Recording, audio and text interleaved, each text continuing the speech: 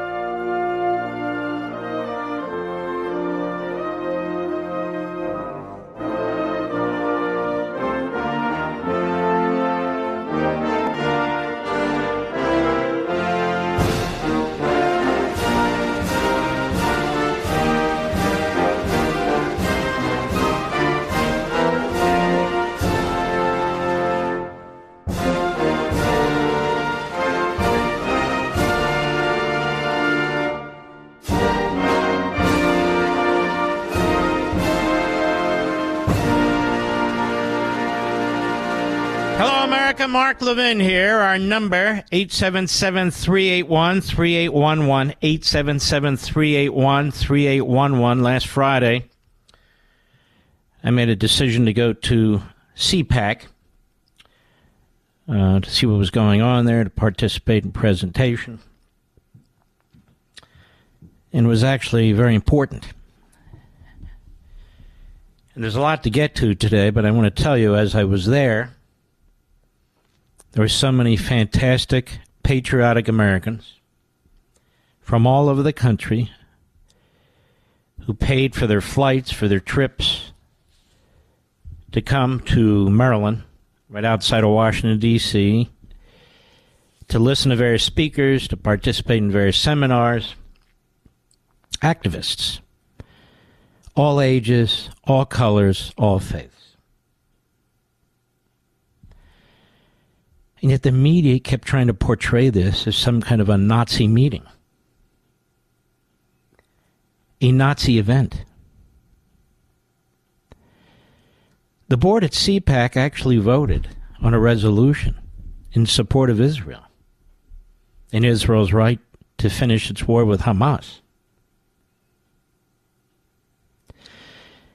There were numerous prominent Jews in and out of the media who attended and spoke, and were on panels.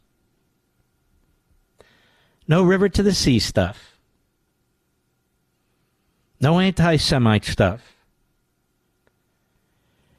There were people who got into the hotel. It's a massive hotel.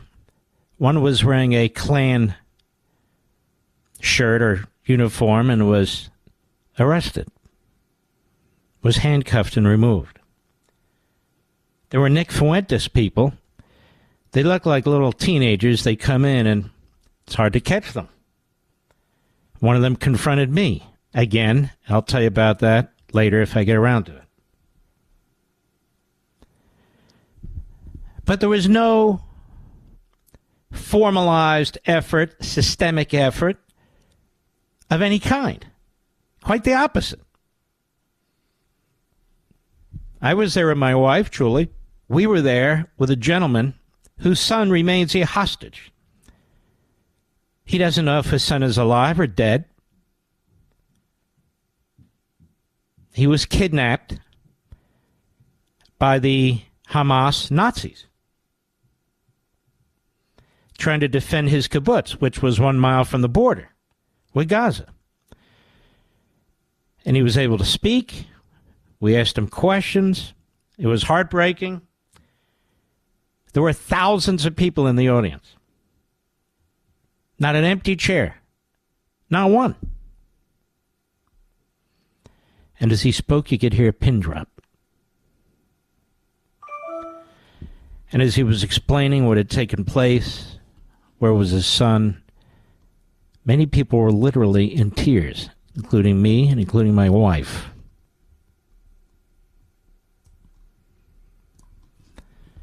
When he left, I made an explicit statement about who we are at CPAC, who we are as conservatives, what we believe in. There are people that say stupid things. They're stupid people. But that wasn't in any way what took place at CPAC. I know I was there. There's also something that takes place, I want our Gentile friends to understand, called a Shabbat dinner, right across the street at the Residence Inn. The place was packed. Packed, mostly with Orthodox Jews who'd come to CPAC. And this event gets bigger and bigger and bigger every year. And it is supported strongly by CPAC.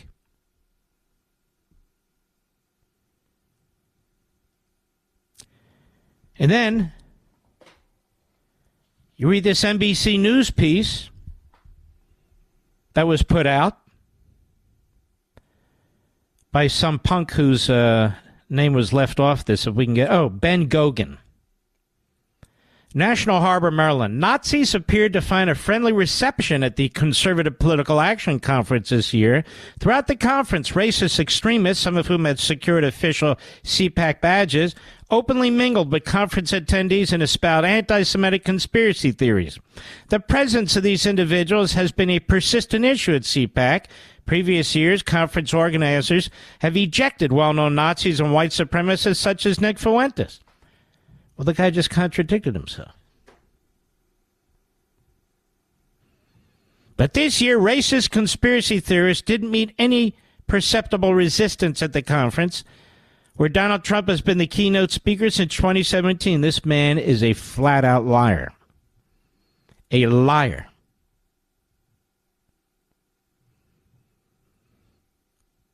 At the Young Republican Mixer Friday evening, a group of Nazis who openly identified as National Socialists mingled with mainstream conservative personalities, including some from Turning Point USA, and discussed race science and anti-Semitic conspiracy theories. I have no idea who he's talking about or what he's talking about. Is it possible that one or two of these sickos got in? You better believe it is. You better believe it is. You can stop them from coming into official events to some extent, but you can't stop them from mingling, going into parties, social events, and so forth, where they're not requiring badges. One member of the group, Greg Conte, who attended the deadly 2017 Unite the Right rally in Charlottesville, said that his group showed up to talk to the media. He said that the group was prepared to be ejected if CPAC organizers were tipped off, but that never happened. What never happened? They weren't tipped off. That's what never happened. Another, Ryan Sanchez, who was previously part of the Nazi Rise Above movement, took photos and videos of himself at the conference with an official badge and touted his associations with Fuentes, and it goes on. There's not a word in here. Nothing. Nothing about how the organization was pro-Israel, how the organization... Folks, we were there with members of the Knesset, the Israeli parliament. We were there with the ambassador from Hungary, who was fantastic, the things he said. The only country in Europe to oppose the ceasefire supporting Netanyahu and Israel. They vetoed. Of the 27 EU countries, they were the only one, little Hungary, to veto a resolution. They require unanimity, demanding that Israel enter into a long-term ceasefire. They said no. And Hungary has a great relationship with Israel. None of this was mentioned. The ambassador wasn't mentioned. The members of the Knesset weren't mentioned. The father of a hostage wasn't mentioned. The resolution voted on by the board in support of Israel wasn't mentioned. That across the street were hundreds of Orthodox Jews celebrating Shabbat, wearing CPAC tags. None of that is in this article. He focuses on 2-3 people, one moron who got up and spoke. There were scores, probably over 100 people who spoke in panels and so forth.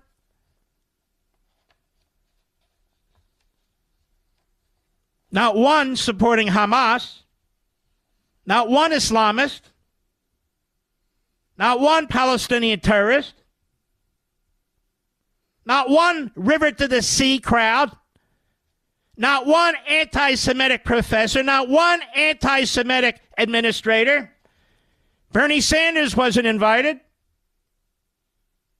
Tlaib wasn't invited. And the other anti-Semites, Blinken, Biden, and their surrogates, Friedman, they weren't there. So how can they say it was an anti-Semitic event? It certainly wasn't. But you can only catch so many and do so much when you have literally thousands and thousands of people in attending. So this is NBC News, which spews Hamas propaganda relentlessly. The reporters are scribes for the most anti-Semitic administration in American history. Worse than FDR, worse than Obama. So they're trying to destroy CPAC. They're trying to keep people away. Oh, I don't want to be painted with that brush.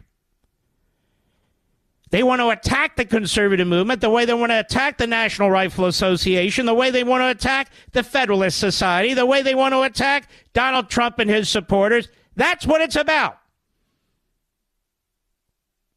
That's what it's about.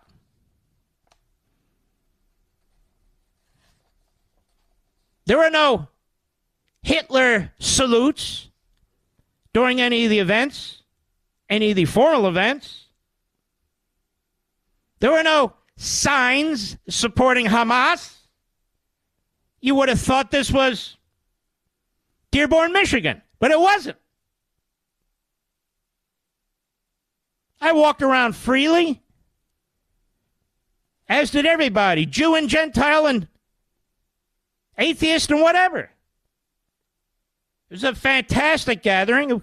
The people were happy. They were all ages, very young to very old. A man there who was over 100, I believe. And NBC News dares to write this, Ben Gogan, you disgusting propagandist. That's what you are. You're disgusting. Jared Taylor, he said, was there. He founded American Renaissance, an organization that has published racist pro-eugenics writings. The Southern Poverty Law Center describes Taylor as crudely white supremacist. You know what? It's very interesting. I have a whole chapter on the Democrat Party and eugenics. Woodrow Wilson, the founder of Planned Parenthood. The Democrat Party was the party of eugenics. I don't know this guy, Taylor. I don't know a thing about him. Nobody does. In another video, Sanchez can be seen in the lobby of the conference. It's the lobby of the hotel. It's not the lobby of the conference. Giving a Nazi salute. This is the same. It's interesting. There's Secretary Blinken embracing the president of Brazil, who yet again has accused Netanyahu of being Hitler, the Jews of being the Third Reich, and committing Holocaust against the Gazans. It's all over the media. The things that are said about Jews, regurgitated by the media, regurgitated by the Democrat Party every day, day in and day out. But they find this guy Sanchez, who's in the lobby. Because this is a war on conservatism. They want you to think Donald Trump is Hitler. This is the propaganda. This is the project. Now remember, Those of you who are smart enough to acquire The Democrat Party Hates America, reread Chapter 4. Those of you who are smart enough to buy Unfreedom of the Press, reread about pseudo-events. These are lies. These are fictions intended to smear entire organizations, thousands and thousands of people who came there supporting their country and supporting the state of Israel. Foreign dignitaries from Israel supporting Hungary. They were there. Not one mention of them. Not one mention in this NBC News piece. Not one mention of the father of the hostage who spoke to a massive auditorium with thousands of people. Not a mention, not one mention of the resolution by CPAC. Nothing, not one mention of the hundreds of Orthodox Jews across the street celebrating Shabbat dinner, supported by CPAC. Instead, you get this crap. You get this crap from NBC News. I'll be right back. Mark Levin.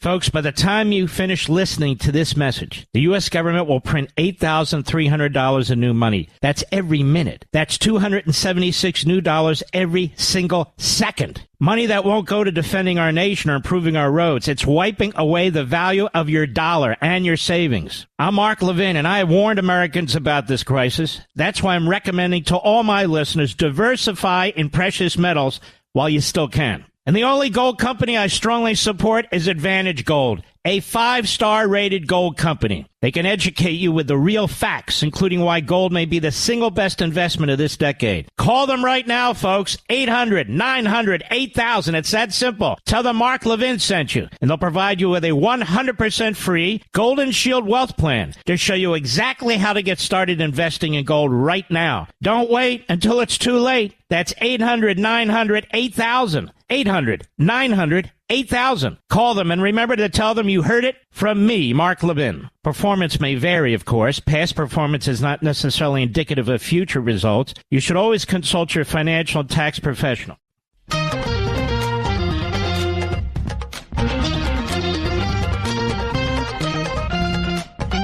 Welcome back.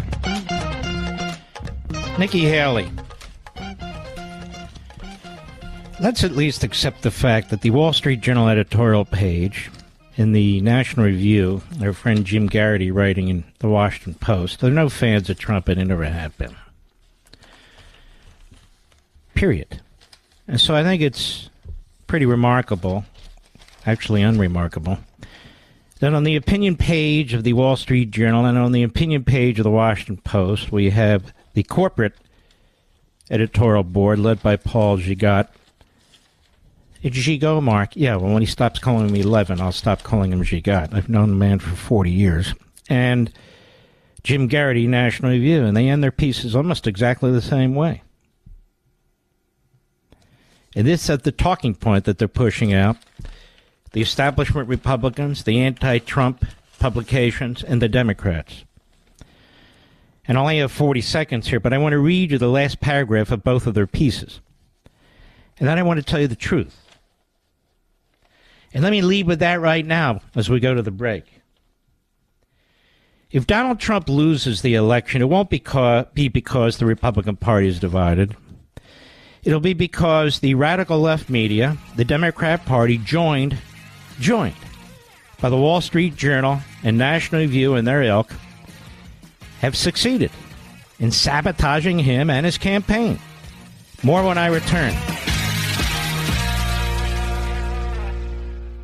Folks, by the time you finish listening to this message, the U.S. government will print $8,300 in new money. That's every minute. That's $276 new dollars every single second. Money that won't go to defending our nation or improving our roads. It's wiping away the value of your dollar and your savings. I'm Mark Levin, and I have warned Americans about this crisis. That's why I'm recommending to all my listeners, diversify in precious metals while you still can. And the only gold company I strongly support is Advantage Gold, a 5-star rated gold company. They can educate you with the real facts, including why gold may be the single best investment of this decade. Call them right now, folks. 800-900-8000. It's that simple. Tell them Mark Levin sent you, and they'll provide you with a 100% free Golden Shield Wealth Plan to show you exactly how to get started investing in gold right now. Don't wait until it's too late. That's 800-900-8000. 800-900-8000. Call them and remember to tell them you heard it from me, Mark Levin. Performance may vary, of course. Past performance is not necessarily indicative of future results. You should always consult your financial and tax professional. Mark Levin, the champion of liberty and true conservatism. Call Mark now. 877-381-3811. You see, ladies and gentlemen, it's not called the Main Street Journal, it's called the Wall Street Journal. For a reason. I just want to make a point. Nikki Haley has 3 delegates. She's outspent Donald Trump in every one of these states. These states have been built for somebody like Nikki Haley. They allow Democrats to vote in Republican primaries, as well as independents. She's had enormous free media, even from certain conservative media platforms. We're told Trump can't win, but she can. But she can't even get through the conservative base. Republicans are voting overwhelmingly against her. And if these were Republican-only primaries, she'd be getting slaughtered even worse. We have the Wall Street Journal editorial that says Donald Trump's divided GOP. It's always a divided GOP during a primary system where you don't have an incumbent president. I mean, for God's sakes. Both times Ronald Reagan ran in 76 and 80, it was a divided GOP. We heard from the John Andersons, who is who Nikki Haley sounds like to me. We heard from the Bushes. Reagan can't win. I heard it in my own state of Pennsylvania from Republican activists there. Can't pull the party together. He's scary. He's this, he's that. And yet the party came together. The difference this time is when you have a Wall Street Journal editorial page that is committed to sabotaging Trump, with their friend Paul Ryan and their friend Peggy Noonan and their other friends. We have National Review that just won't give it up. From its essays when Trump was running to today, with certain exceptions, don't get me wrong. They're trying to sabotage Trump. And that's what Nikki Haley's trying to do. That's why her entire campaign now has moved from I like Donald Trump and I wouldn't run against him if he's run. Well, I'm running against him, but I'm not going to say anything negative about him, to full-on personal, vicious attacks. She's now Chris Christie. Shows you that she's unprincipled, she's unmoored, and she's attacking. At the end of their editorial here, Donald Trump's divided GOP, they write, Ms. Haley is telling voters she can be the alternative as a uniter that millions of them seem to want. She's not going to be a uniter because the base doesn't want her. It's a message worth staying in the race for. See? They wanted to stay in the race, as is the case for not abandoning Ukraine, Israel, or Taiwan. Excuse me? What are you talking about? Israel?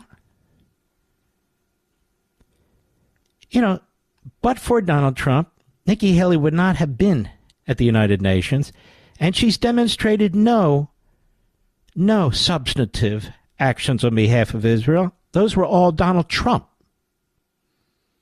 Trump did all that. Taiwan? Who says Trump's abandoning Taiwan? And even when it comes to Ukraine, it's not an issue of abandoning Ukraine. He wants to put pressure on Russia. But however it is, whatever it is, they go on. She's also staking out a claim to be the candidate in 2028 who could say, ready? She warned Republicans if Mr. Trump loses this year, If Mr. Trump can't win over more of her voters, he could make Ms. Haley a prophet. So they're sabotaging Trump with her. She's the latest horse they're riding. They talked up bigly about Chris Christie. They did, which is ridiculous. But they're never Trumpers.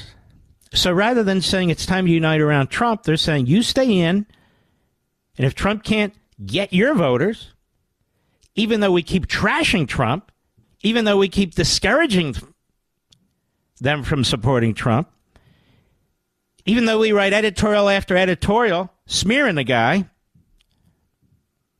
if Trump loses, well, then Haley's a prophet.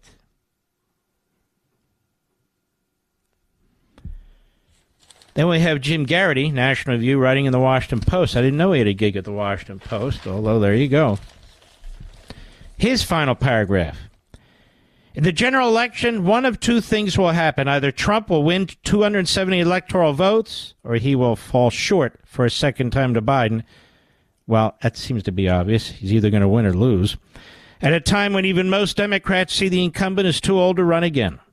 If Biden manages to prevail next fall, Haley and her fans will be able to say to Trump and his MAGA crowd, see, we warned you.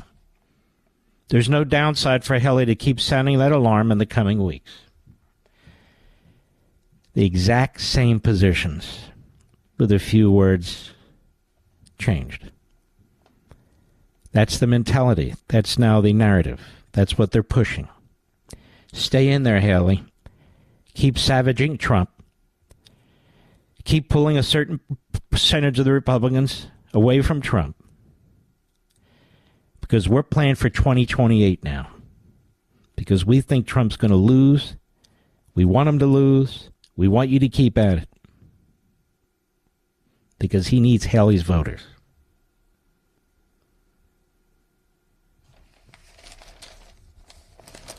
This is in the Wall Street Journal editorial page and now the Washington Post editorial page. This is coming straight from Nikki Haley's mouth. She said it on Fox today. People are saying it on her behalf. That echo chamber Rush used to speak of, there it is. Who do you think Rush would support? Nikki Haley or Donald Trump? He loved Donald Trump. Loved him.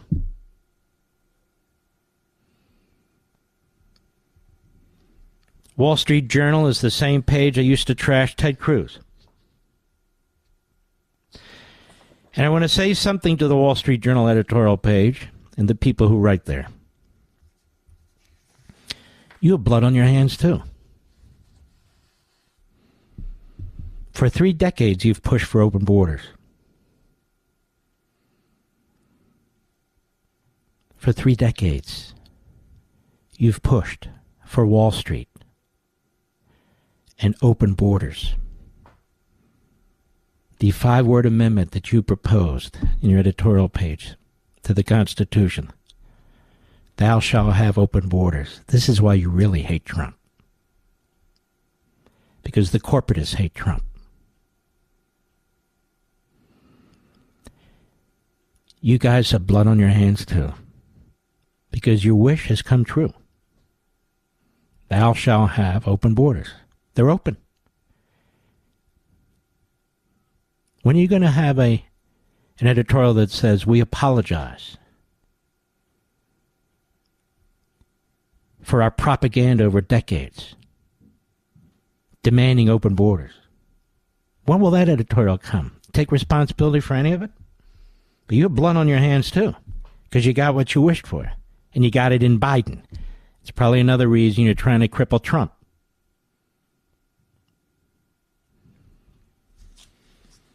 You know, you got to get over it. Early on, I was a Cruz supporter. Ted Cruz is fantastic, and I worry that he might lose that race in Texas. But he lost. Fair and square. Fair and square. He lost.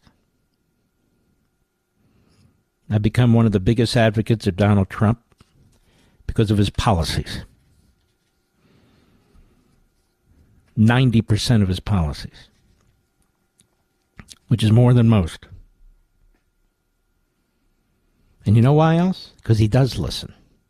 He does seek input. He does seek opinions. If you're not trying to cut his throat, of course he won't listen to you. I get nothing from Donald Trump. I give my opinions.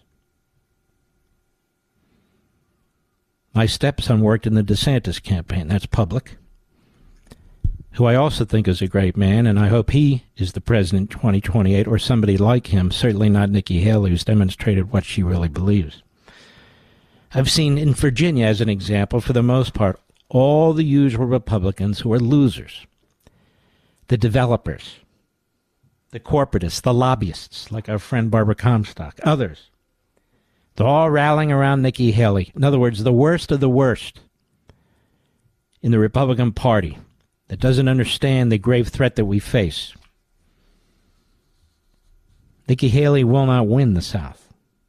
She didn't even win her own state. And it's funny how Garrity and the Wall Street Journal don't write, how would Nikki Haley convince conservatives to vote for her? Where's that editorial? What must she do? What must she say? Apparently that's not her problem. That's not her problem. So we have this element within the media. Forget about the Democrat Party media, which is horrid. But elements like the Wall Street Journal editorial page, National Review, other places too. They keep telling Haley to stay in. She's the protest candidate. She's got a certain percentage of Republicans supporting her. And Donald Trump has to figure out how to get them. But if he loses, Haley 2028. Haley the prophet. Got it? So they're urging her to stay in, to do as much damage to Trump as possible. And if Trump does lose, I hold, among others, the Wall Street Journal editorial page to account, the National Review to account, with some exceptions, and others of their ilk who just can't seem to get over Trump. I'll be right back. Mark Levin.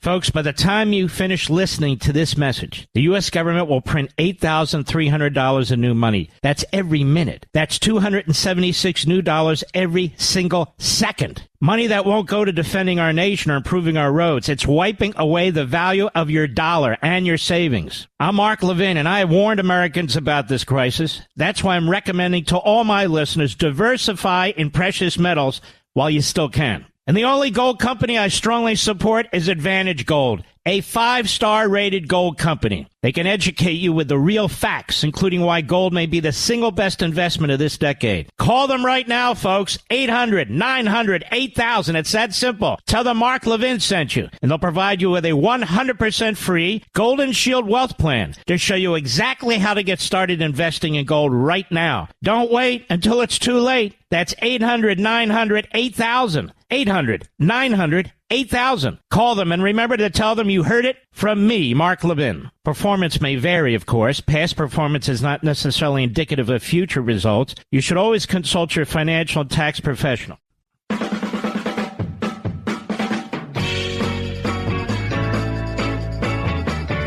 Now, while they're trying to create the media a lie about CPAC and the thousands and thousands of American-loving, Israel-loving, red-blooded Americans who came from all corners of the country, it's funny that the governor of New York doesn't get that kind of treatment. It's funny how SUNY, State University of New York, doesn't get that kind of treatment. The New York Post is the only one that exposes them. Took you too long is the headline. Dory Lewak, a rogue group called SUNY BDS, used the state university's name to spew anti-Israel propaganda nearly a month ago, and officials are only now censoring it after a New York Post inquiry. Wow. Were they doing Hitler salutes too? Carrying around swastikas? We've seen this all over the place, from the River to the Sea crowd, haven't we? The self-built community organization that claims to represent all 64 State University of New York branches was slapped with a cease and desist letter by SUNY lawyers late Friday, only after the New York Post questioned why the unauthorized group was left unchecked to spew its hatred for weeks. This is how hate is propagated across 64 universities. At the same time, this is how hate starts. See the critic of Governor Hochul, whose administration failed to denounce the nearly month-old group until pressed by the New York Post. What do you think about that, NBC News? BDS has become a highly controversial term that stands for boycott, divestment, and sanction, and targets Israel while falsely accusing the Jewish state of occupying and colonizing land. Hochul kept her mouth shut for weeks and weeks until the New York Post made this an issue. SUNY, another college, another university, except in this case, several of them, through their network. That's where you'll find the Nazis. That's where you'll find the Islamists. That's where you'll find the Marxists. That's where you'll find the American haters, the Jew haters, the Israel haters. That's where you find them, not at CPAC, when a few of these bastards may sneak in. This isn't sneaking in. This is what these people stand for at these universities. And Hochul sits there, as all the Democrats do. The governor of Michigan, a reprobate. Biden has now taken the side of the Islamists. They sit there and they count votes. That's their base, Wall Street Journal. That's their base, National Review. How about helping us out to defeat these people? Or we'll have more than Biden and more of all the rest of this hate, anti-Semitism, anti-Americanism, and chaos. I'll be right back. This segment of the podcast is exclusively sponsored by Pure Talk. Pure Talk offers great coverage and can save your family money on your wireless bill every single month. Go to puretalk.com to find the plan that's right for you. Thank you again for listening, and thank you so much for this sponsorship, Pure Talk. He's here. He's here. Now, broadcasting from the underground command post, deep in the bowels of a hidden bunker, somewhere under the brick and steel of a nondescript building, we've once again made contact with our leader, Mark Levin. Hello, America. Mark Levin here. Our number 877-381-3811. 877-381-3811. You know, we've done so many shows on the border. I did a whole Fox program on the border just a few weeks ago.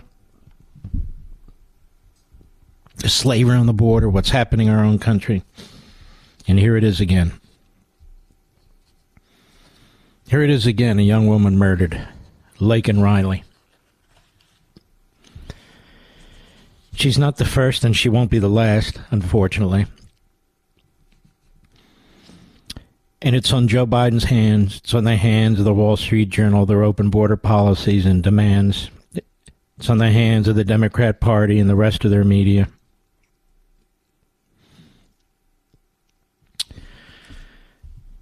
It's destroying our country. It's destroying our neighborhoods. It's destroying our freedom. Or property. You can't have millions and millions and millions of people coming into this country, not know who they are. Now we have Venezuelan gangs. We didn't have Venezuelan gangs 3 years ago, working with MS-13 gangs. The communist Chinese, as Peter Schweizer writes, they're the ones behind all the fentanyl. From the material to the pill-making machines, from all the strategies on how to get it into the United States. Donald Trump says we have to deport these people. So they call him Hitler. Call him a racist. No, I'm afraid that's the Democrat Party and that's their ideology. Trying to protect American citizens That's a good thing. Whether it's crime in the streets, homemade, or crimes from illegal immigrants or migrants, period. And it's not slowing down. It's getting worse. It's happening faster and faster. We've had more illegal aliens come into this country than each of 36 states have a population.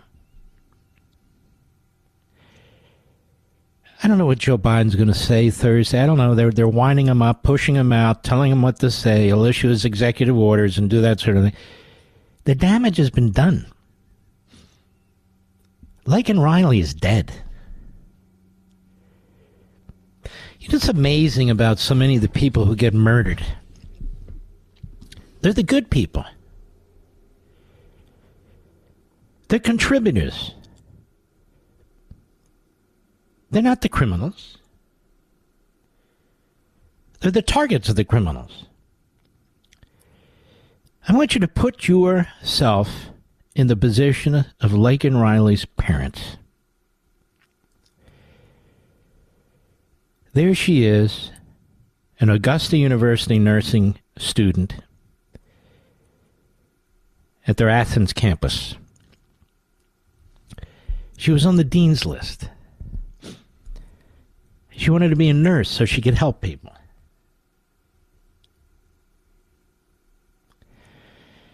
And she goes out for a jog in an area where apparently the students jog. And she was murdered with a blunt force instrument, probably on the back of her head. Probably never even knew what the hell happened to her. Now, I want you to imagine being that girl's father or mother. And you're never going to see your daughter again. Never.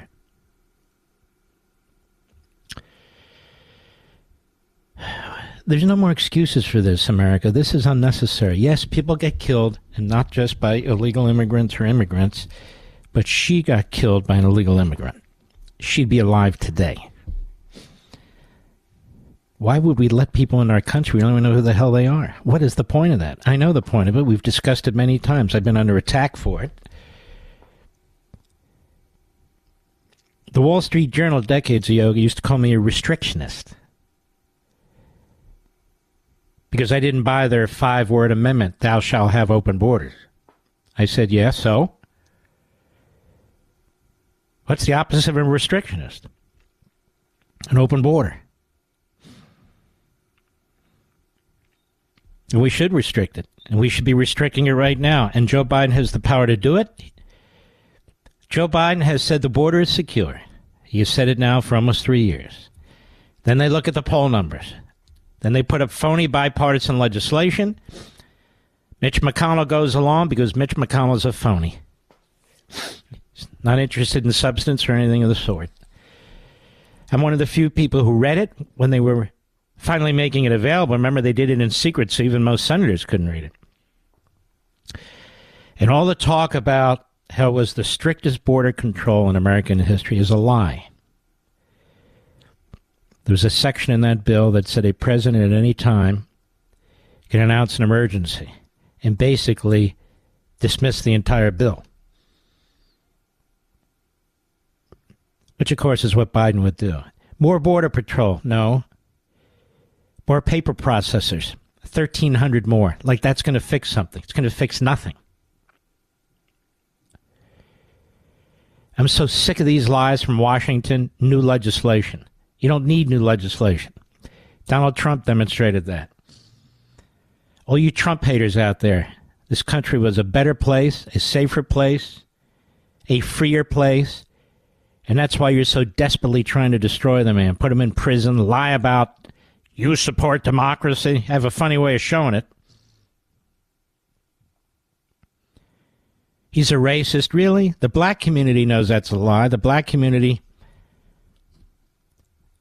was much more prosperous under Trump than Biden. Criminal justice reform, I didn't like this bill, but he did. He got that through. School choice, he championed that. And I can go on and on and on. Tell me one thing Biden has done for the black community. Just give me one. One.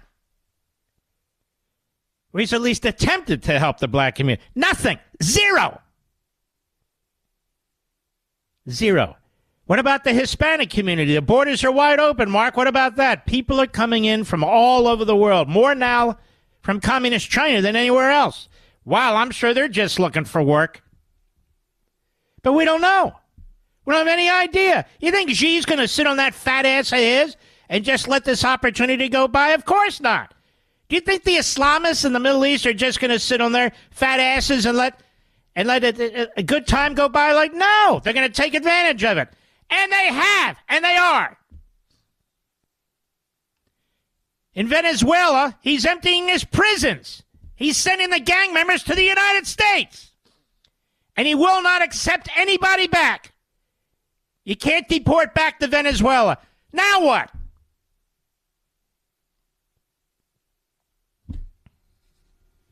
Now what? What's this all about, Mark? You really want to know? Then you read American Marxism. There's an entire chapter on this. It goes back to oppressor oppressed, the white dominant society. We need to bring more people in from all over the world to limit the Caucasoids and their influence and their power and their privilege. It's basically a racist ideology. They don't look at a human being as a human being. This is what's taught in our colleges and universities. How do I know? I've read their texts. I cite them. I quote them.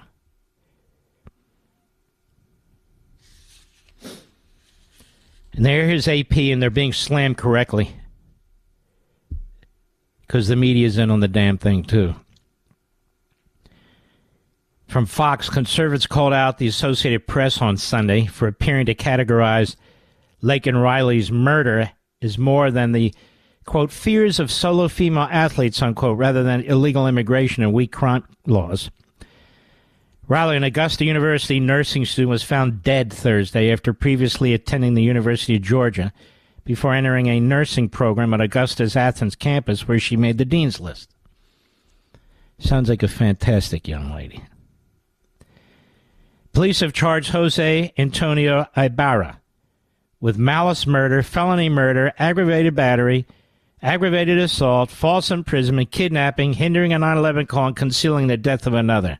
On Sunday, Immigration and Customs Enforcement, ICE, also confirmed that he entered the U.S. illegally in 2022 and had previously been arrested in New York City.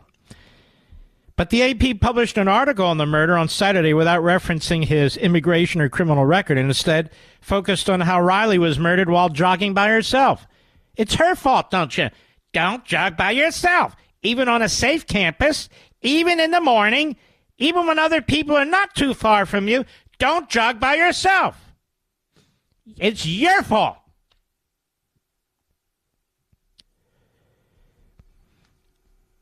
Riley's death has once again put the spotlight on the dangers female runners face, wrote AP. Previously, the 2018 death, they wrote, of University of Iowa student Molly Tibbetts, who was also murdered by an illegal immigrant, while out jogging prompted an outpouring from other women who shared their tales of being harassed and followed.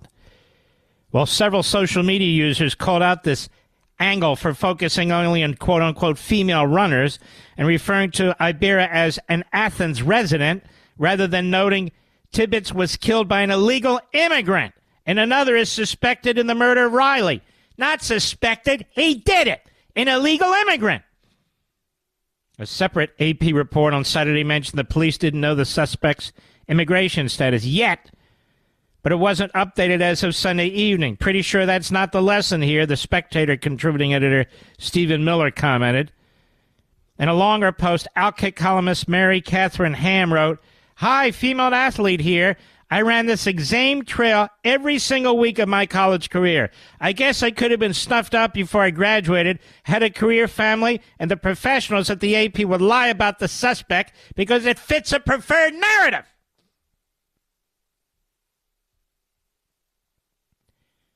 The Democrats are killing us. Literally. Literally. And this piece of crap Biden, that's right, I said it. What are you going to do about it? He's got more blood on his hands. He lit up the Middle East. He paid for Iran. He paid for that attack on October 7 against the Jews. Let's cut to the chase. Afghanistan, dead Americans. He did that. his incompetence, his stupidity, his stubbornness. He did that. Russia invaded Ukraine because the genius had an idea. Trump said no. I'm cutting down that pipeline. No more pipeline from from Russia to Germany. Nord Stream. Biden comes in, he says, no, we're going to open that. And they say, oh, God, we got the weak guy. This is perfect. Perfect. Will this be a turning point like George Floyd? What did Mark say? I said what I said and I meant what I said.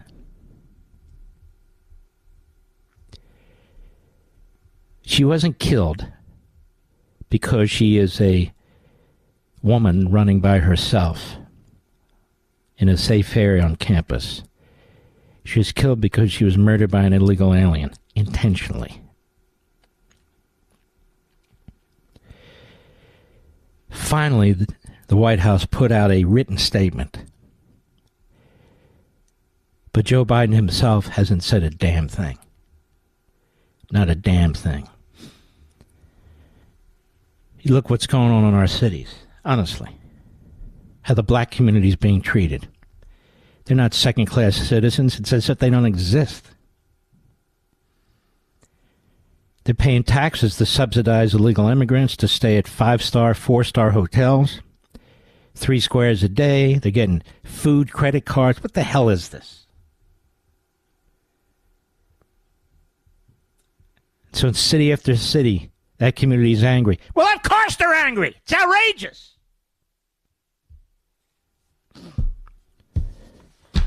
And it's not just there. It's everywhere. It's in the suburbs. It's in the rural areas. It's on the northern border with states that barely have populations. It's everywhere. It's open season. America's open, everybody.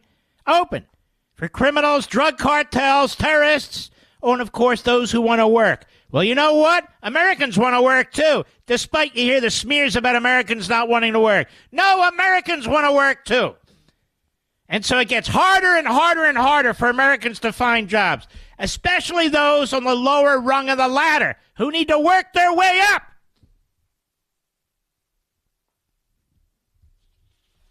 But I'm sure Wall Street's happy, the Wall Street Journal editorial page, the others, over the decades who've pushed for this, they got it. Now they have it. Now what? So Joe Biden starts out by destroying every single protection Donald Trump put in place. Every one. And the wall is rusting. Rusting. The steel is rusting. They said he couldn't do it, but he did do it. And he got the president of Mexico to agree to things that you never could have imagined, that his military would stop people from coming toward our border, that there would no longer be catch and release, that if people wanted to apply for asylum, they had to apply from Mexico or the country they came from, not while they're in the country, because they never show up for their asylum hearings, ever. 95% don't.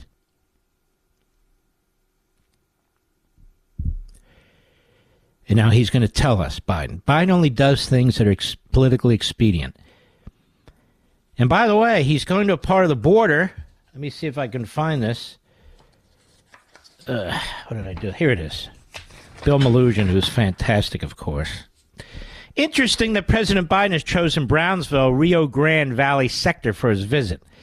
It's been slow for months there, only getting around 200 to 400 per day across all the RGV sector recently. Yesterday, there were 314 encounters. Meanwhile, San Diego and Tucson sectors busy in blue states, typically 1,000 to 2,000 per day. Biden's last visit to the border was in El Paso after a huge surge of illegal crossings where the streets had been cleared of migrant camps and the visit was highly sanitized. Biden did not see to or talk to a single migrant, nor did he visit a Border Patrol station. We'll see if it's different this time. Oh, it'll be different. But he's still a serial psychotic liar. I'll be right back. Mark Levin.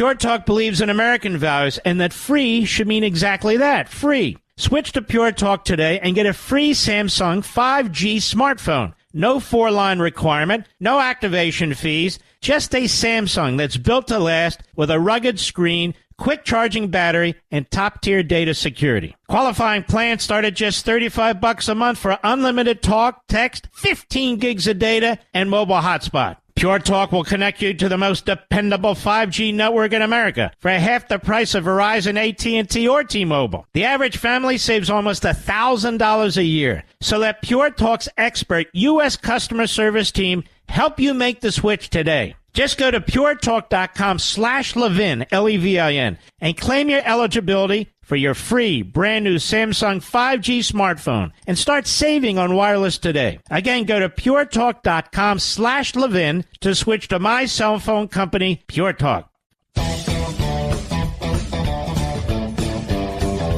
You know, when your father, grandfather, mother, grandmother, it's important to really look careful at these stories. Not just, okay, the news is over, time for dessert. No.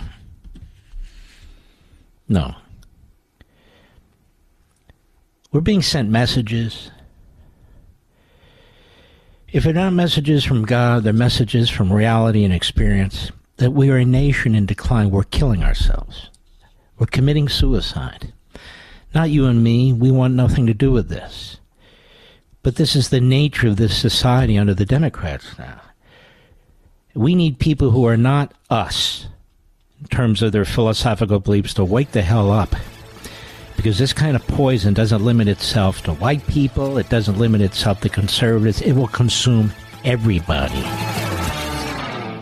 Pure Talk believes in American values and that free should mean exactly that, free. Switch to Pure Talk today and get a free Samsung 5G smartphone. No 4-line requirement, no activation fees, just a Samsung that's built to last with a rugged screen, quick charging battery, and top-tier data security. Qualifying plans start at just $35 a month for unlimited talk, text, 15 gigs of data, and mobile hotspot. Pure Talk will connect you to the most dependable 5G network in America for half the price of Verizon, AT&T, or T-Mobile. The average family saves almost $1,000 a year. So let Pure Talk's expert U.S. customer service team help you make the switch today. Just go to puretalk.com/Levin, Levin, and claim your eligibility for your free brand new Samsung 5G smartphone and start saving on wireless today. Again, go to puretalk.com/Levin to switch to my cell phone company, Pure Talk. If Mark has banned you from the show, we have a special number you can call to reach him, 877-381-3811. I never liked this little puke, Bob Costas. Even after he got his facelift and his eyes fixed. Unfortunately, I would dare say 80 to 90% of sportscasters are just like this little puke. He's a punk. Bob Costas. A multimillionaire. Look, I have no gripes about that, but he sits on his ass, trashing people. People who used to watch him. People who watch sports. How he talks about tens of millions of Americans who vote for Donald Trump. Oh, yeah, those 4 years of Donald Trump were so horrible. Weren't they, Mr. Producer? All those people he imprisoned, all those dictatorial powers. Oh, yeah, just so horrible. The economy was flourishing until the virus, and it began flourishing again right after. The borders were more secure than ever before. Our military was built up. Russia had invaded Ukraine. There wasn't a single soldier killed for almost 2 years in Afghanistan as he was trying a rational withdrawal. Peace was breaking out in the Middle East, not terrorism. Oh, he's so horrible. He must be Hitler. He signed executive orders to protect Jews against anti-Semitism. He insisted on and signed a law, criminal justice reform. He gave historically black colleges budgets, subsidies from the federal government, not for a limited time, a 1 year, 2 year, as was done under Obama, but no limitations whatsoever on time. And we can go on and on about Hitler and a dictator. Bob Costas. He's on CNN Saturday. So luckily nobody saw him. But I'm going to play this for you, so you can know what a sleazeball punk this guy is. And I want you to hear about what he thinks of you, what he says about you. It's going to be hard to play it all, so I probably won't. But cut 16, go. He is by far the most disgraceful figure in modern presidential history. He's really? Let's stop. Really? More than Lyndon Johnson? Lyndon Johnson was a racist until he decided he wanted to run for president. He wasn't responsible for the 1964 Civil Rights Act. He wasn't responsible for the 1965 Civil Rights Act. The Republicans were. Voted for it in overwhelming majorities. Had to overcome Democrat Party filibusters by his old segregationist buddies. And I might add, Biden's old segregationist buddies. Trump, most disgraceful figure in modern presidential history. How disgusting. This is a mental midget. Guess he's not familiar with President Buchanan, is he? Is he? I guess he's not familiar with President Woodrow Wilson, is he? I guess he's not familiar with the third greatest president in American history, according to liberal history professors. That would be Franklin Roosevelt, who in 1940 refused to sign a federal law banning lynching. Oh, now you tell me. Who rounded up 120,000 Japanese Americans and sent them to prison camps. Oh, now you tell me. Who refused to allow hundreds of thousands of Jews trying to escape the gas chambers into the country. Not as special privilege. They were under the cap. Oh, now you tell me. But he was a socialist. Oh, he's the third greatest president ever. I have to listen to mental midgets like Bob Costas?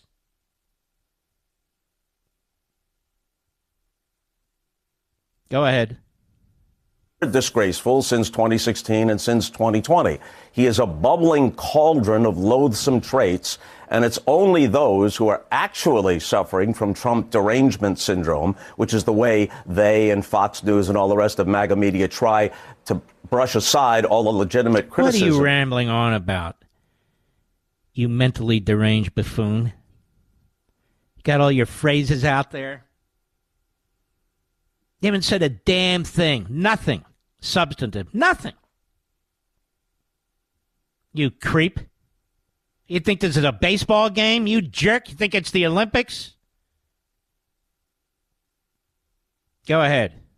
Trump, you have to be in the throes of some sort of toxic delusion in a toxic cult to believe that Donald Trump has ever been, in any sense, emotionally, psychologically, intellectually, or ethically fit to be president of the United States. But his supporters are locked in on that.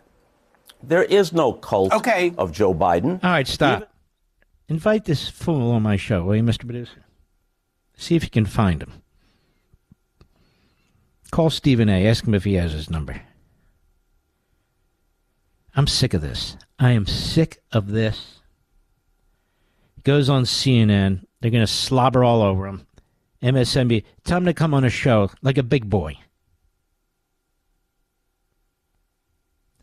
He didn't say a damn thing here other than use these phrases, these personal attacks. I want to get into it with this guy, big time. So why did they bring him on CNN Saturday? Because they knew what he was going to say. That's why they brought him on. Then they have Jen Psaki on MSNBC. That didn't take long. Right out of the Obama too. Biden propaganda operation right onto the MSNBC propaganda operation. That's how it works. The only kind of Republicans they'll have on there are guys who are grifters, guys who will genuflect, guys who are now mouthpieces for the Democrat Party, like Michael Steele and Joe Scarborough. If it wasn't Trump, it would be somebody else. They'd be trashing Cruz, they'd be trashing DeSantis. It wouldn't matter. Now, Jen Psaki, wasn't her show up against mine or something and we creamed her? I don't remember. They throw everything they have at me, MSNBC and CNN, we crush them. Combined. And there it is, 8 p.m., where they have every special in the world. Oh, there's the Globe, but there's the Oscars, here's football, here's this, here's that. But here we are. Number one primetime cable news. Here we are. Jen Psaki, cut 17, go. You don't need to agree with Haley on much. I don't necessarily. Oh, right. But you can still acknowledge she has been making a clear case against Trump in speech after speech. And that case is one of stark contrast. Trump is dangerous. She is normal. Trump is chaotic. She is stable. All right, that's enough. And you're unstable, and you're chaotic, and you're a propagandist. That's why you're on MSNBC.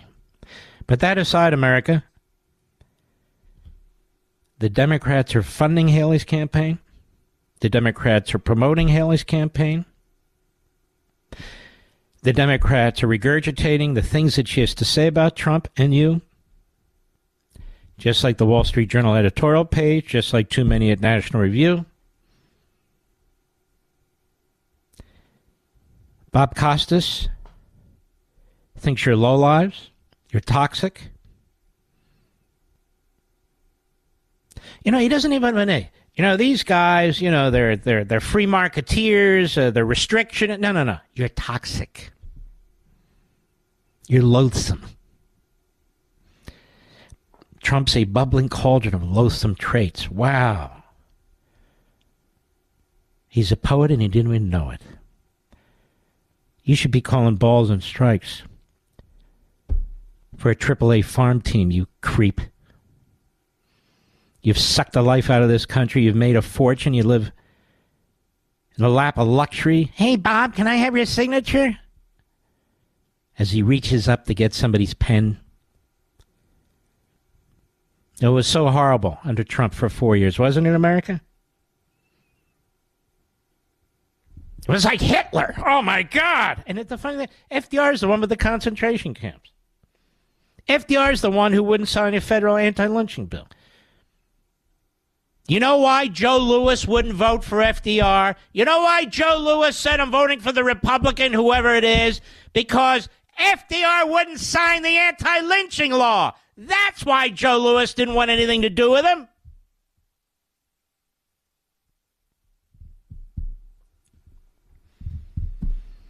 It's all right there, and the Democrat Party hates America. The NAACP. And Woodrow Wilson, another Democrat. The head of the NAACP, Woodrow Wilson, called them in and other black groups at the time, 100 years or so ago. Wilson didn't want to meet with him. Wilson was a racist. He was a segregationist. Let me pull back here. Bob Costas says that Donald Trump is the most disgraceful figure in modern presidential history. Modern means 100 years, give or take. As president of Princeton, Woodrow Wilson didn't allow a single black person to be admitted, not one. As president of the United States, he resegregated the bureaucracy in the military that the Republicans had desegregated under Roosevelt and Taft. In fact, he required that all applicants for a federal job send a photo. And he gave orders to his cabinet, gave orders to the post office general, who was really in charge of all this. No blacks. And not only that, no blacks in the higher positions. Period. Woodrow Wilson, the first great progressive. He was one of the early intellectuals for the progressive movement. Oh, he did a hell of a lot more than that. He pushed eugenics when he was governor of New Jersey. That is, the sterilization of what they called and he called idiots, imbeciles, and blacks. You see, if you're going to rejigger society, if you're going to re-engineer people, you got to get rid of the people who you don't like. Franklin Roosevelt worked in the Wilson administration, in the Navy.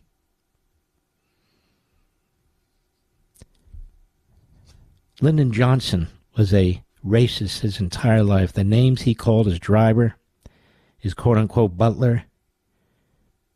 There have been two great biographies written about him, people who are fairly liberal but sympathetic to Johnson. They condemned him for his racism. But no, you don't understand. Trump is the worst ever. You know, Costas, you're a punk. I'll be right back. Mark Levin.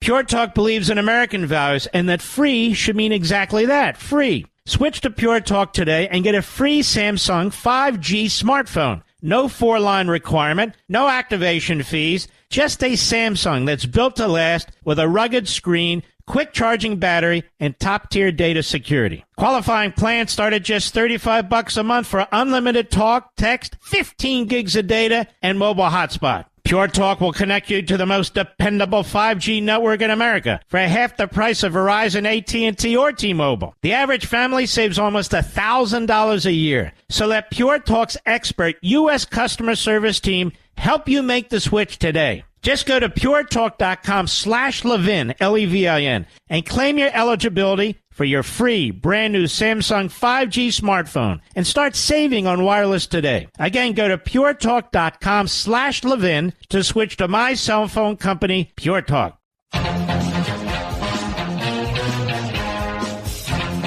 This is breaking from the Daily Caller. Former President Donald Trump's son, Don Jr., had an unexpected surprise Monday after he was sent a letter containing white powder and a note with a death threat, causing a hazmat unit and firefighters to arrive at his Florida home. It's just become a little bit too commonplace that this sort of stuff happens, Jr. told the Daily Caller. Clearly, if this happened to a prominent Democrat, it wouldn't be tolerated and would drive news coverage for weeks. The media would blame all Republicans and force them to answer for it. But since it's me, radical haters on the left will largely get a free pass, and the media will barely flinch. He said, it doesn't matter what your politics are, this type of crap is unacceptable. This is actually the second white powder substance envelope that's been mailed to me. The last time we had this happen, it was during my father's presidency, and my then wife opened it up with my kids by her side. So it's just sad that we live in a society where politics and the left's hatred of my father would drive people to do crazy things like this, but that's where we are, unfortunately. That's where we are. What do you think of that, Bob Costas? Oh, we've got more. I've told people over and over and over again, the same people who hate the Jews hate the Christians. That is in the media. The leftists, the self-haters.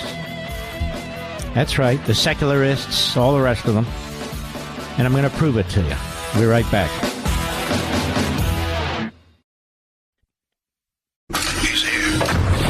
He's here. Now, broadcasting from the underground command post, deep in the bowels of a hidden bunker, somewhere under the brick and steel of a nondescript building, we've once again made contact with our leader, Mark Levin. Well, America, I'm going to reverse course. Hold on to that clip for tomorrow, Mr. Producer. I want you to listen to this. No society can withstand the unconditional mass migration of aliens from every corner of the earth. The preservation of the nation's territorial sovereignty in the culture, language, mores, traditions, and customs that make possible a harmonious community of citizens dictate that citizenship be granted only by the consent of the governed, not by the unilateral actions or demands of the alien. Then only the aliens who will throw off their allegiance to their former nation, society, and pledge their allegiance to America. Here's Aristotle's observation. A radical change in the character of the citizens would be tantamount to a regime change, just as surely as a revolution in its political principles. The government, therefore, is not only justified but obligated to qualify immigration to those most likely to contribute to the well-being of the civil society and to create the conditions in which aliens of differing backgrounds can be absorbed into the American culture. Who wrote that? I wrote that. Book's called Liberty and Tyranny from 2009, 15 years ago. In 1965, as part of the Great Society, the statist did in fact lay the foundation for radically altering the character of American society and the relationship of the governed to their government. When he signed the Hart-Celler Act, President Lyndon Johnson said, "This bill we sign today is not a revolutionary bill. It does not affect the lives of millions. It will not reshape the structure of our daily lives or really add, importantly, to either our wealth or our power." And during the debate over the bill on the floor of the Senate, Senator Ted Kennedy claimed, first, our cities will not be flooded with 1 million immigrants annually. Under the proposed bill, the present level of immigration remains substantially the same. Secondly, the ethnic mix of the country will not be upset. Contrary to the charges in some quarters, the bill will not inundate America with immigrants from any one country or area or the most populated and economically deprived nations of Africa and Asia, unquote. As I point out, Johnson, Kennedy, and the other statists were wrong, and it is hard to believe they were not intentionally deceiving the public. 1964 Republican vice presidential candidate Representative William Miller of New York well understood the overall increase in immigration that would result from the 1965 Act. He said, quote, "We estimate that if the president gets his way and the current immigration laws are repealed, the number of immigrants next year will increase threefold, and in subsequent years, even more." I wrote this 15 years ago.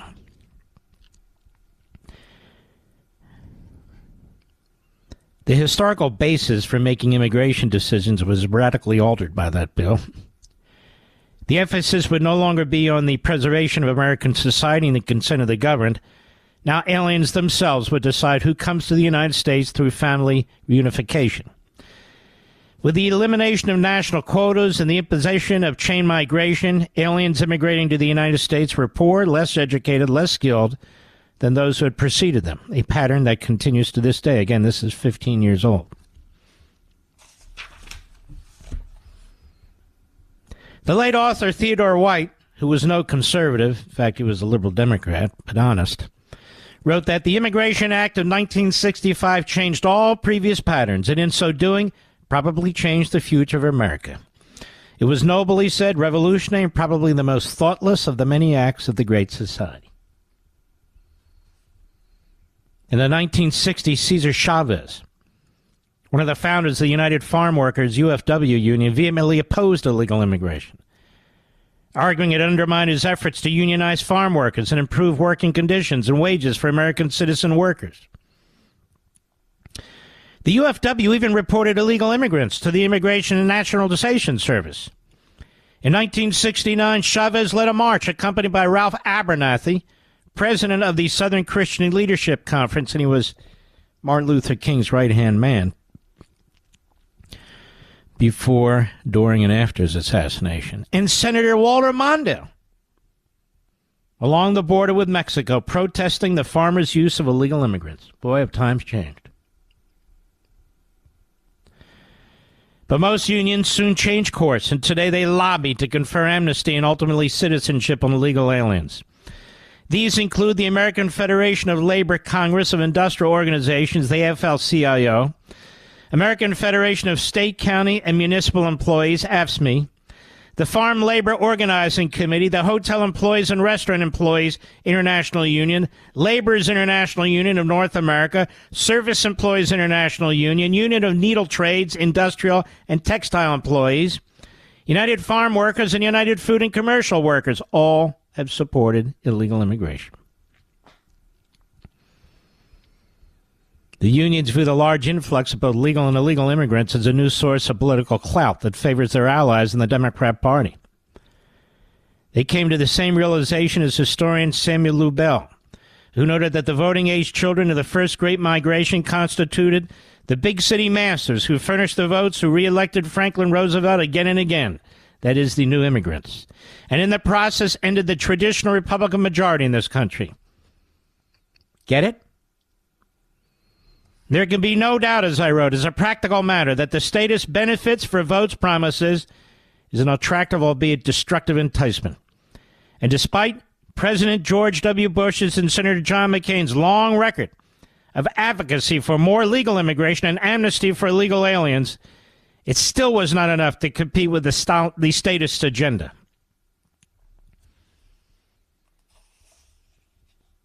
And I go on in great detail about what's taking place back then and what we can expect as a result today. And of course, it's all come true. Liberty and Tyranny, my most successful book, sold 1.5 million copies. American Marxism, my second to last book, sold 1.3 million copies, second most successful book. And you can see, I'm not Nostradamus. I'm a rational human being. I use reason. And I see what happens, and you can see what happened. Now I'm going to swing back to this issue of attacks on Christians. You see, that we don't attack criminals. We don't attack illegal aliens. No. Christians, Jews, law-abiding citizens. Heidi, too many consonants to pronounce, P-R-Z-Y-B-Y-L-A, yabba-dabba-doo. She was on MSLSD Saturday, so nobody saw her. But I want you to listen to this. I want you to listen to the bigots, the Jew haters, the Christian haters, the racists that MSNBC and CNN and these others bring onto their programs. Cut 14, go. I've talked with a lot of experts on this, and I've seen it myself with my reporting, Michael, which is that the base... Oh, she's a reporter. Oh, how fantastic. Go ahead. ...has shifted, right? Remember when Trump ran in 2016, a lot of the mainline evangelicals wanted nothing to do with the divorced, real estate mogul who cheated on his wife and with a porn star and all of that, right? Let's just stop there. Do they talk about John Kennedy this way? Who slept with hundreds and hundreds of people, including when he was at the White House, an East German spy, a mob girlfriend, a 16-year-old intern. Do they talk about John Kennedy this way? They talk about Lyndon Johnson, who apparently made John Kennedy look like a choir boy? How about Ted Kennedy? There's no Chappaquiddick in Donald Trump's background that I'm aware of. Are you, Mr. Producer? I'm being sarcastic, obviously, but no. And what about Joe Biden and Tara Reid, how they blew her off? If he's molesting and raping one staffer, you got to assume there's a pattern. Remember all these women who came forward? Talked about how he molested them, touched them, smelled their hair. What happened to all those women? And this is a reporter, you see, over at CNN. Is it CNN? Who cares? Go ahead. Politico, excuse me. Go ahead. What happened was he was surrounded by this more extremist element. Extremist? I guess you mean extremist.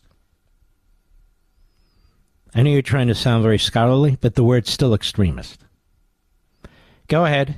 Like Christian nationalism, like the New Apostolic Reformation. These are groups that you should get very schooled on because they have a lot of power in Trump's circle. And the one thing that unites all of them, because there's many different groups orbiting Trump, but the thing that unites them as Christian nationalists, not Christians, by the way, because Christian nationalists is very different, is that they believe that our rights as Americans, as all human beings, don't come from any earthly authority. They don't come from Congress. They don't come from the Supreme Court. They come from God. Now stop right there.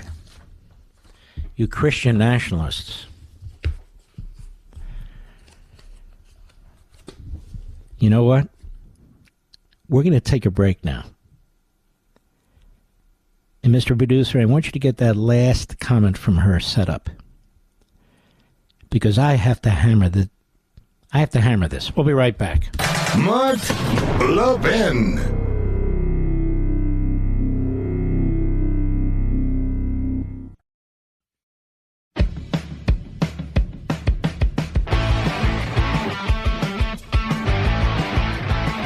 All right, let's listen to this so-called reporter who's on MSNBC Saturday.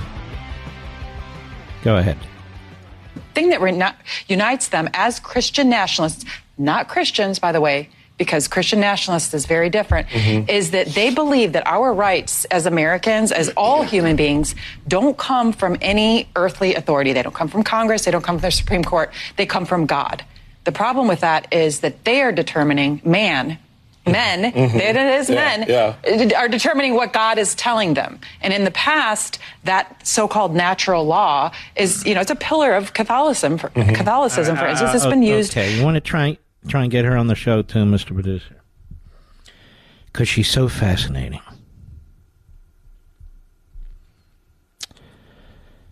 Natural law. I want to read you from the Declaration of Independence. When in the course of human events it becomes necessary for one people to dissolve the political bands which have connected them with another, to assume among the powers of the earth the separate and equal station of which the laws of nature and of nature's God entitle them. A decent respect to the opinions of mankind requires that they should declare the causes which impel them to the separation. So right there in the first sentence. We didn't have a Congress or Supreme Court or any of it. We fought a revolution. A revolution. Because laws of nature and nature's God, we're talking about free will and liberty.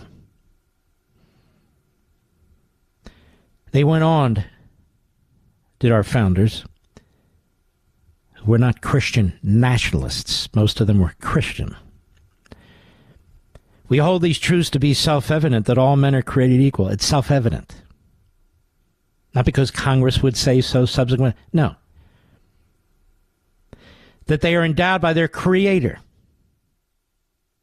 with certain unalienable rights, that among these are life, liberty, and the pursuit of happiness. You were born with these rights, ladies and gentlemen, these unalienable rights. Man cannot give you unalienable rights. He can try to take them away. So there we are in the second sentence, Creator, unalienable rights. The first sentence, we have laws of nature and nature's God. That to be secure in these rights, governments are instituted among men, deriving their just powers from the consent of the governed. That whenever any form of government becomes destructive of these ends, what ends? Your natural rights, which is what the Bill of Rights is about, among other things. It is the right of the people to alter or to abolish it and to institute a new government, laying its foundation on such principles and organizing its powers in such form as to them shall seem most likely to affect their safety and happiness.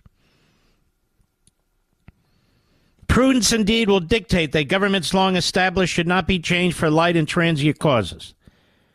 And accordingly, all experience has shown that mankind are more disposed to suffer, while evils are sufferable, than to right themselves by abolishing the forms to which they are accustomed.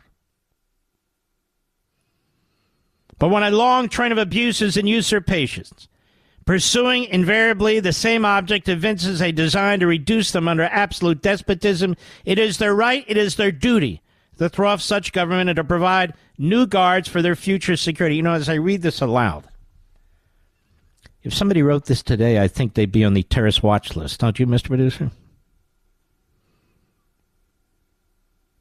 Such has been the patient sufferances of these colonies, and such is now the necessity which constrains them to alter their former systems of government. The history of the present King of Great Britain is a history of repeated injuries and usurpations, all having in direct object the establishment of an absolute tyranny over these states. To provide this, and they go through the facts.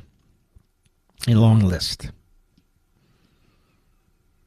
A long list. Christian nationalists. I told you. First the Jews, then the Christians. These are Marxists, whether they wear the banner or not. This is the Marxist ideology. Marx said, all this natural law and laws of nature stuff is crap. We decide the laws. Let me ask you a question. Murder is wrong. It's wrong whether it's here in the United States. It's wrong whether it's in any other corner of the planet. Why is that? Because the state legislature says so? Because Congress says so? No.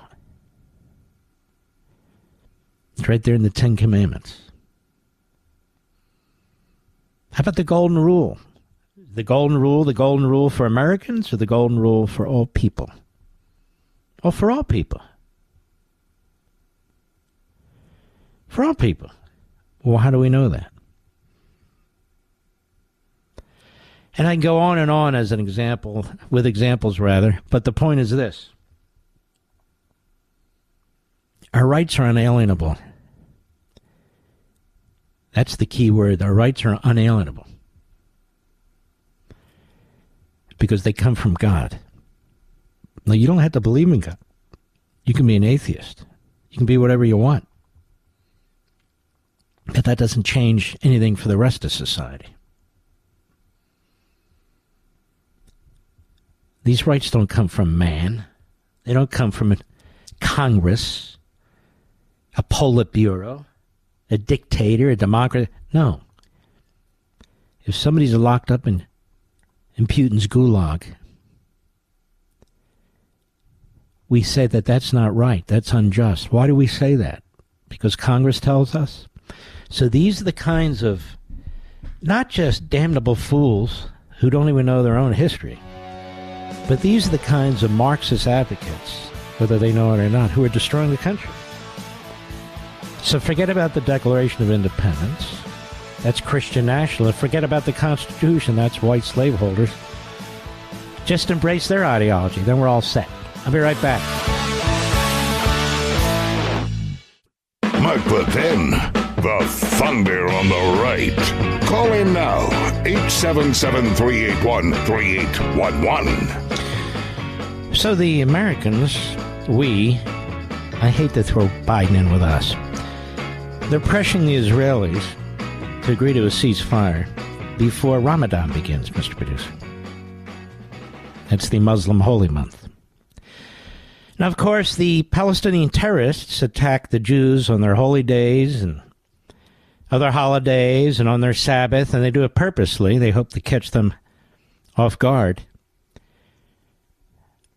But we're going to respect Ramadan and make sure we don't kill any terrorists on Ramadan. Seems to be the official position of Joe Biden and this administration. For more than that, Biden says he hopes to have a deal for a ceasefire by Monday. Because, Biden is very concerned about Michigan. I didn't know there were 100 to 200,000 Arabs in Michigan. Who knew, Mr. Producer? But apparently there are. They're very unhappy with Joe because he's been way too supportive of the Jews in Israel. Way too supportive. He's not stabbing them in the back hard enough, fast enough, and enough times. He's not issuing executive orders targeting Jews in Israel fast enough or enough of them. Or conducting investigations into Israel's war crimes, alleged war crimes. No. Or demanding that they divide up their country. Or demanding that basically Bibi resign or all the rest of it. Joe's just not doing enough for the river to the sea crowd. headquartered in Dearbornistan, Michigan. Don't you dare say that. No, they say it. I don't have to say it. I'm repeating it, basically. Or the group CARE, a Hamas front group. Very busy organizing protests in the streets with their links to Hamas. Very important. And then Sullivan has the gall, this punk, National Security Advisor. They don't support Israel. Israel taking out the heads of Hamas who are hiding in tunnels in one remaining town on the border with Egypt, unless the Israelis provide him and this administration with a plan. Excuse me? Israel has to provide Biden with a plan? Sure. You can't attack Rafah, even though the Israelis have put out statement after statement that that's exactly what they're doing. They moved people from one part of Gaza in order to destroy about 20 battalions of terrorists. Keep in mind, they have 50,000 terrorist militia there. 50,000. And now they need to move them to another part of Gaza in order to take out their leadership. And they just keep getting trashed by the Biden administration because this guy is a political whore. Biden, I hope all you reprobates, media men, write it, say it. Levin called Biden a political whore who's selling out the Jewish people in Israel, who's a special pleader for the remaining Hamas leadership. He will wind up saving them. Who wants to destroy Israel by trying to force it to surrender about 30% of its ancestral homeland. That's right. That's why he's running to the border. Not one of the worst parts of the border, mind you, one of the best parts of the border. He's running to the border, and he's going to tell everybody how he's going to save us. The one-man wrecking ball. He's the biggest slaver in American history, is Joe Biden, with the slavery that's taking place on the southern border. It's funny to watch these women on The View, so I don't watch them. If I want to watch stupid, there's plenty of other places I can go. But stupid plus a headache, that's just too much. So these yentas, you don't hear them talking out about slavery on the southern border because they're dyed-in-the-wool Democrat lunatics. They'll talk about slavery 150, 200, 250 years ago, which is fine. But they won't talk about slavery that's taking place on a massive scale as a result of Joe Biden's policies. But Joe's going to fix it. The border's been secure. Then he was getting bipartisan legislation to fix the border. Then he said, I need new laws. I don't have powers. Now he says, I have powers. How many of you are falling for this crap? None of us. But Joe Biden knows his base is largely stupid. And they'll believe in it. And his base includes the clowns at The View and certain athletes, certain broadcasters. Netanyahu. They hate Netanyahu because Netanyahu is a stand-in for Israel. They really hate Israel. Because Netanyahu is the Churchill of Israel, whether the left in Israel recognizes it or not, which is beside the point. There's very few leaders who could help lead a country through what they're facing. A two-front war against, number one, the terrorists, and number two, the Biden administration. So this is deface the nation. Cut 7, go. On the issue of the hostages, as you know, time is of the essence here. So if this deal happens and there are 6 weeks of calm... So whose hostages are they again, Mr. Producer? What people? Israelis? So here you have an American sitting on her fat ass in a studio saying, as you know, it's time is of the essence with the hostages. You don't think he knows that, you idiot? Go ahead. Does that provide an opening to end this war, or will you still go into southern Gaza, into Rafah? Yes. Are you going to be responsible for not ending this war? You? Oh, no. Excuse me. We're going to let Hitler survive to World War II and his beautiful girlfriend, Eva Braun, and Goebbels was in there and a few others. Oh, yeah, we're going to let them survive because we need a ceasefire.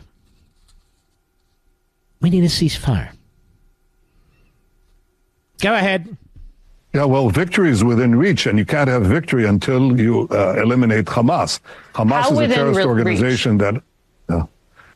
once we begin the Rafah operation, the intense phase of the fighting is weeks away from completion. Not months, weeks away from completion. And that is, we've already destroyed 18 out of the 24 Hamas terrorist battalions. So we have a few, and 4 of them are concentrated in Rafah. We can't leave the last Hamas stronghold without taking care of it. Obviously, we have to do it. But understand, too, that I've asked the army to submit to me a double plan. First, to evacuate, to enable the evacuation of the Palestinian civilians in Gaza, and obviously, second, to destroy the remaining Hamas battalions. Now, let's stop. Now, what army on the face of the earth does anything like that? I mean, that's so unbelievable. And they just blow it off like it's no big deal. They're facing the most treacherous monsters. The most treacherous monsters who rape and slaughter in the most horrific ways. They're monsters. They're sadistic. And they were voted in by the very people that Netanyahu is trying to protect. And he gets no credit for this. Israel gets no credit for it whatsoever. None. If you listen to Biden in our media, the language they use, the hate they have for Donald Trump and his supporters is 1,000 times worse than what they say about Hamas and their terrorists. Think about that. Go ahead. Real distance towards the completion of our victory. And that we're not going to give it up. If we have a deal, it'll be delayed somewhat, but it'll happen. If we don't have a deal, we'll do it anyway. It has to be done because total victory is our goal, and total victory is within reach. Not months away, weeks away once we begin the operation. Cut 8, go. You said that victory is within reach, but U.S. intel says the IDF has only destroyed 30% of Hamas leadership, and that the amount of tunnels that Hamas uses have really only been tiny in terms of what has been destroyed by the IDF. There is growing distrust of you personally, sir. You know this, in the U.S. Congress and within the Biden White House. When your closest ally is telling you things like this and telling you that you need to reconsider a strategy, isn't it worth considering? This is what I mean by mouthpieces for the administration of the Democrat Party. You have the leader of this country on. They've made tremendous progress. They were told they couldn't do it. They're doing it. They're trying to pull them back because they don't want them to have a victory. And this woman's on here saying, you really haven't done much, you know. Well, then leave them alone. But why won't you listen to Biden? Why won't you listen to the Biden administration? Why won't you listen to Democrats in Congress? Why won't you listen to these so-called think tanks and others like Thomas Friedman at the New York Times and all the rest of them, and J Street, who hate your guts, who don't want you to win, who view you as genocidal? Why won't you listen to them? What kind of reporter is this? Go ahead. Look, I think that the U.S. agrees with us on the goal of destroying Hamas. Yes. And on the goal of releasing the hostages. Why don't you shut up, Margaret, and learn and get educated, rather than your burps? Go ahead. Decisions of how to do that are left with us and with me and the elected cabinet of Israel. And we're doing a lot of things that we were told by the best of friends initially turned out not to be true. They said you can't enter the ground war without having enormous complications. They said you cannot fight, you can't enter Gaza City, you can't go into the tunnels. It'll be a terrible bloodbath. All of that turned out to be not true. Our soldiers are in the tunnel network. We don't have to take apart hundreds of kilometers of tunnels. We are taking apart the missile production factories that are underground. All right, that's nice. It goes on with her questioning him like he's a defendant or something. I mean, I got another clip here. Aren't you concerned Israel's creating more terrorists than it's killing? I mean, it goes on and on. She's got every bromide, every river to the sea propaganda point. She obviously, I'm serious, but consulted with Blinken, Sullivan, or others to get a perspective to question Netanyahu. This was not an effort to learn anything. You didn't learn a damn thing. All you got was her trying to pin Netanyahu to the wall based on these outrageous statements, outrageous policies of the Biden administration. That's all you got. That's why people tune into my show on Sunday. Seriously. It's not how I interview anybody. I ask them a question, I want an answer. Don't you think you and don't you, and you know, people don't like you, and you know. That's why everybody hates you, Margaret, and that phony network you work for. I'll be right back. Mark Levin.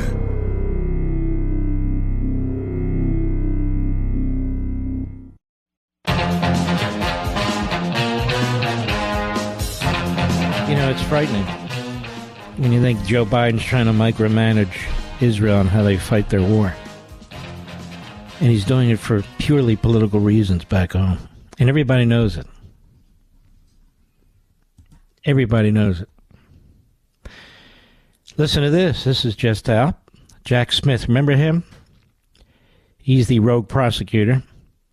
He invoked Robert Hur's report on President Biden's handling classified material in court documents filed Monday in former President Trump's federal classification documents case. You see, this guy's a sleazeball. Always has been. He'll go after innocent people. He'll twist the law. He'll rewrite the law.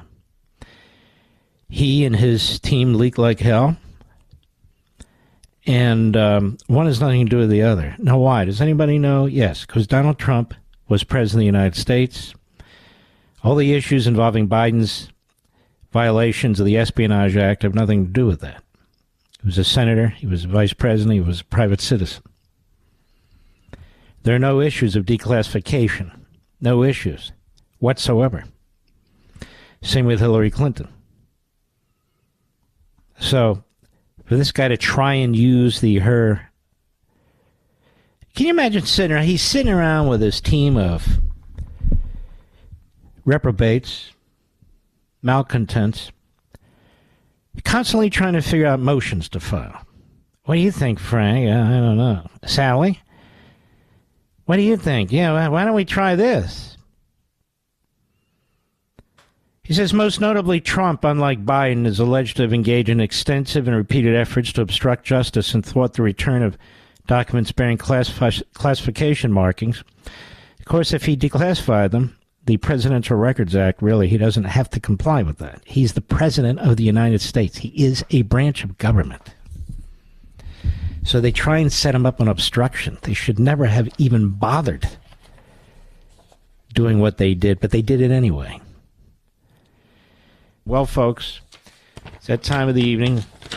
We could use a few more hours, but then again, we don't have them.